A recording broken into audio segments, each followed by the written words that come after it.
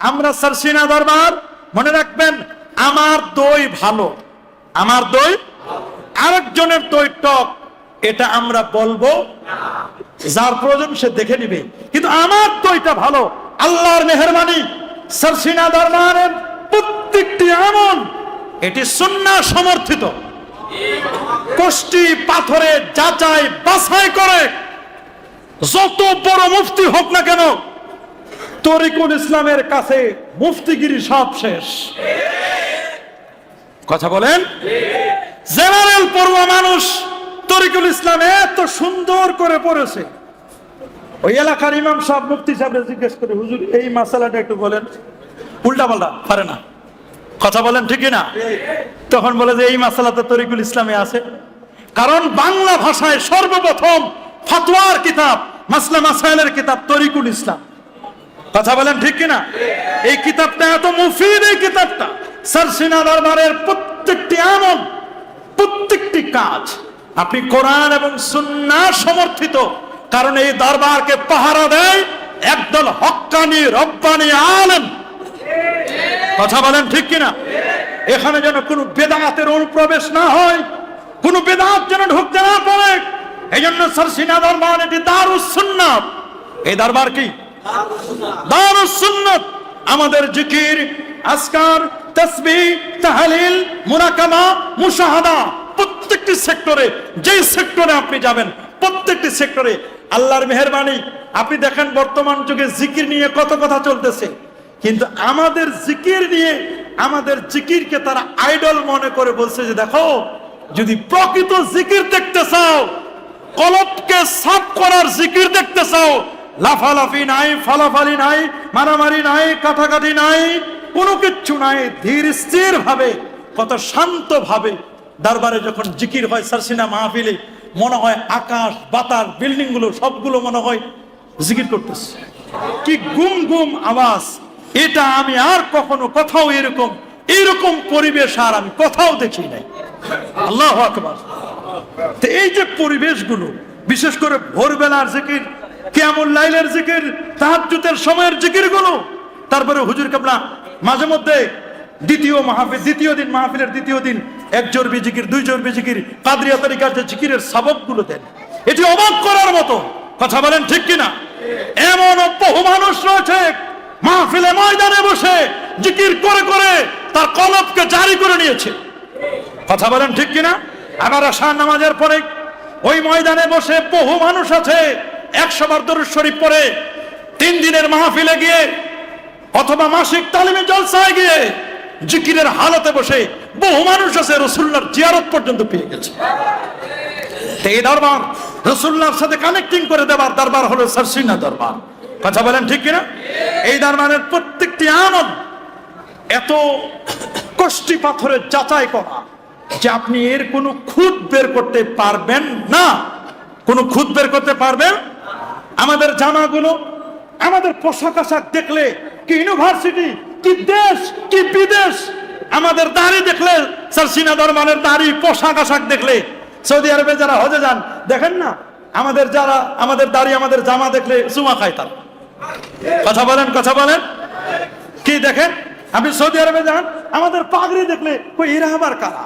পাগড়িওয়ালা, এরকম পাগড়ি, এরকম জুব্বা, এরা দেখো অবাক হয়ে যায়। সাদা জামা, সাদা পাজামা, মাথায় পাগড়ি, দাড়ি, টুপি, যে অবস্থা, এগুলো দেখে তারা অবাক হয়ে যায়।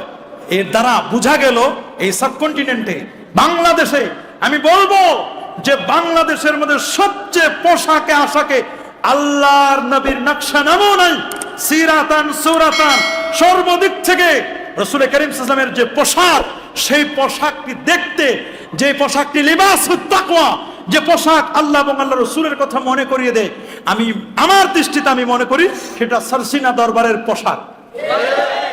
কথা বলেন ঠিক কিনা? দেখেন, যদি বিশ্বাস না হয় 1 কোটি মুরিদকে আপনি এক জায়গায় অন্য মুরিদদেরকে দেন, আর সারসিনা দরবারের মুরিদ 10 জনকে শুধু ওইখানে ঢুকাই দেন, দেখবেন যে অটোমেটিক বের করে আনা সম্ভব। কি বলেন, বের করা সম্ভব নয়? খুব সহজে বের করা সম্ভব। এই জন্য আমাদের মনে রাখতে হবে, আমরা যারা এই দরবারকে মহব্বত করি, এই দরবারকে যারা আমরা লাইক দিয়েছি, আমরা হলাম মুহিব্বিন, আমরা কি মুহিব্বিন মানে কি? এটাকে আমি এই দরবারকে ভালোবাসি, সারসিনা দরবারকে আমি লাইক দিয়েছি, এই দরবারকে আমি ভালোবাসি। লাইক দিলে আপনার যোগাযোগ মাধ্যমগুলোতে কোথাও যদি আপনি লাইক দেন, তাহলে ওইখানের মেসেজগুলো, ওইখানের সংবাদ কিন্তু আপনার ইনবক্সে চলে আসে। ইনবক্সে কি? আবার যদি আপনি সাবস্ক্রাইবার হন, তাহলে কিন্তু আপনার কাছে নোটিফিকেশন আসে। আপনি যদি আল্লাহর ওলিদেরকে লাইক দেন, আল্লাহর ওলিদের জিকির আজকারকে যদি সাবস্ক্রাইব করেন, তাহলে আপনার কলবে নোটিফিকেশন যাবে। আমরা শুধু মোবাইলের নোটিফিকেশন নিতে চাই না, আমরা আল্লাহর ওলিদেরকে সাবস্ক্রাইব করে আল্লাহর ওলিদের কাছে লাইক দিয়ে মুহিব্বিন হয়ে আমরা আমাদের কলবের নোটিফিকেশনকে জাগ্রত করতে চাই। কথা বলেন ঠিক কিনা? আর আল্লাহর ওলিরা তারা কিন্তু সব সময় নয়, নির্দিষ্ট কতগুলো সময় আছে তারা ফায়েজ এবং তাওয়াজ্জুহ বিলি করেন। সুবহানাল্লাহ। এ বাবা, রেডিওতে কি সব সময় সংবাদ হয়? হয়। 8টার সংবাদ, 10টা, 12টা, 3টা, 5টা, 7টা, এরকম আছে না? বিকেল 4টার খবর, আবার ইংরেজি হয়। এক একটা সময় আছে, আছে না? সব সময় হয়। ওই সময় অনুযায়ী যদি আপনি টিউন করতে পারেন, তাহলে সংবাদটা আপনি শুনতে পারবেন। 4টার সংবাদ যদি 4:15টায় ধরেন, সংবাদ শুনবেন না অন্য কিছু? তা আল্লাহর ওলিরা মাগরিবের নামাজের পরে, তাহাজ্জুদের পরে তারা কিন্তু ফায়েজ বিলি করেন। কথা বলেন ঠিক না? এই ফায়েজ গুলো নেওয়ার জন্য ওই সময় আপনাকে বসতে হবে, তাসবিহ নিয়ে জিকিরের হালতে আপনাকে বসতে হবে। মনে রাখবেন, সাগরের পানি, কিসের পানি? সাগরের পানি কখনো শুকায় না। নদীর পানি শুকায় যায়। নদীর পানিতে জোয়ার হয়, ভাটা হয়। আমাদের ইমানের অবস্থা জোয়ার ভাটা। যখন মাসিক তালিমে আসি তখন ইমানের জোয়ার হয়। ইমানের কি? যখন তালিম থেকে ভুলে যাই, 1 বছর 1.5 বছর আসি না, হুজুরের সাক্ষাৎ হয় না, বিভিন্ন তালিমে জলসায় যায় না, তখন আমাদের ইমানের তরিকার ভাটা হয়। কি হয়? আমাদের তরিকা, আমাদের ইমানের ভাটা পড়ে যায়। তা আমরা চাই জোয়ার বেনা ভাটা না হয়, সব সময় যেন জোয়ার হয়। সব সময় যেন কি? এই জোয়ার যদি আমরা জারি রাখতে চাই, তাহলে নদীর কানেক্টিভিটি, নদীর কানেকশন যদি সাগরের সাথে থাকে, সাগরের পানি কখনো শুকায় না। সাগরের পানি কখনো, সাগরের পানি কখনো শুকায় না। তা আমরা অনেক সময় বলি, একটা সাগরের তো বিভিন্ন নদী আছে, প্রধান প্রধান নদী পদ্মা, মেঘনা, যমুনা, কর্ণফুলী। কয়টা? কথা বলেন না? আরো নদী আছে, বড় বড় নদী কয়টা? আল্লাহর নবীর থেকে 4টা মাযহাব, হানাফি, শাফি, মালিকি, হাম্বলি। নবী হলেন সাগর। সুবহানাল্লাহ। এখন অনেকেই যদি বলেন নবীর মাযহাব কোনটা, নবী কোন মাযহাব মানতেন?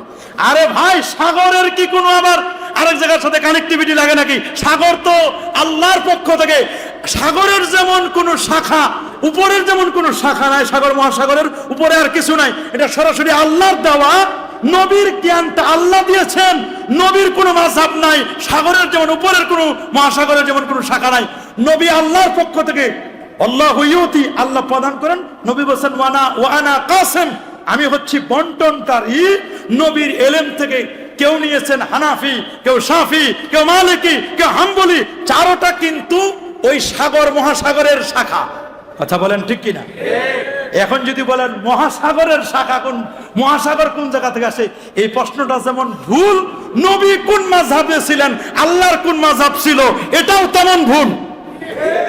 আমার নবীর মাযহাব বলতে নবী কি হানাফি, শাফি, মালিকি, ওরা কিন্তু এই প্রশ্নগুলো করে কি না? আমরা উত্তর দেওয়ার সময় বলবো যে, বলো সাগরের, মহাসাগর কোন জায়গা থেকে আসছে? বলবে আল্লাহ থেকে। তা আমরা বলবো নবীর ইলম কোথা থেকে আসছে? নবী শিখছেন যা, ওয়া আল্লামাকা মা লাম তাকুন তা'লাম। সুবহানাল্লাহ। রাসূল বলেন আল্লামানি রাব্বি ফা আহসানা তা'লিমি। এইজন্য আল্লাহর পক্ষ থেকে রাসূলুল্লাহ শিখেছেন। সুবহানাল্লাহ। তো সাগরের সাথে আমাদের সম্পর্ক থাকলে নদীতে পানি আসবে না? কি আসবে না? নদীর পানি জোয়ারে আসে, ভাটার টানে চলে যায়। ভাটার টানে যখন যায়, যখন জোয়ার আসে, আমরা অনেক সময় ময়লা, মরা মুরগি, গরু, ছাগল, কেউ বা বাথরুমের লাইনও দিয়ে দেয়, দিয়ে কিন্তু পানিটাকে দূষিত করতে চায়। কিন্তু ভাটার টানে যত ভাগার ময়লা আছে, সব ময়লাগুলো টেনে নিয়ে সাগরের মধ্যে ফেলে দিয়ে, সাগরে আল্লাহ তাআলা লোনা পানি দিয়েছেন, লবণাক্ত পানি। মারাজাল বাহরাইনি ইয়ালতাকিয়ান বাইনাহুমা বারযাখুল লা ইয়াবগিয়ান মিলহুন উজাস।